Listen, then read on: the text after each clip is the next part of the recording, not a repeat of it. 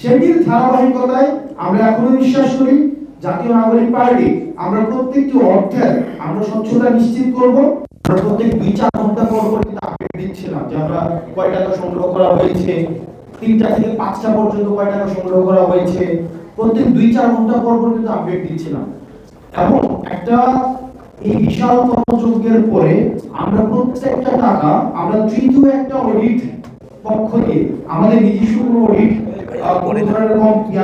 প্রতিষ্ঠান দিয়ে না, তৃতীয় একটা অডিট প্রতিষ্ঠান দিয়ে কিন্তু আমরা একটা করে টাকা হচ্ছে আমরা হিসাব দিয়েছি। আমাদের এই যে সার্বিক মিডিয়া বাস্তবতায় যেটা হয়েছে, নেতিবাচক সংবাদের প্রচারটা যেভাবে প্রসার হয়, একটা ইতিবাচক খবরটা সেভাবে হচ্ছে প্রচারিত হয় না। আমরা প্রথম আপনারা যদি অডিট রিপোর্টটা দেখেন, অডিট রিপোর্টের প্রথম পাতায় আমরা উল্লেখ করেছিলাম সেখানে একটা 2 লাখ বা 3 লাখ টাকার আমরা হচ্ছে হিসাবটা দিতে পারিনি।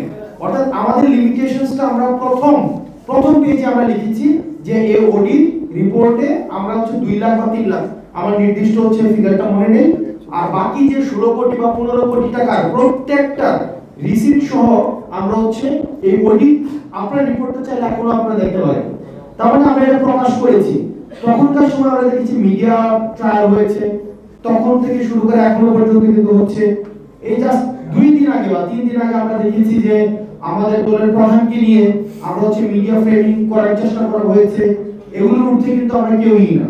তো দেখা যায় আমরা সব সময় জাতীয় নাগরিক পার্টি আমরা সব সময় যে কোনো বিষয়ে বৈষম্য বিরোধী ছাত্র আন্দোলনের আহ্বায়ক থাকাকালীন সময় থেকে যখনই কোনো অভিযোগ এসেছে আমরা সেটাকে গ্রহণ করেছি এবং সেটা যথাযথ রেসপন্স কিন্তু আমরা করেছি।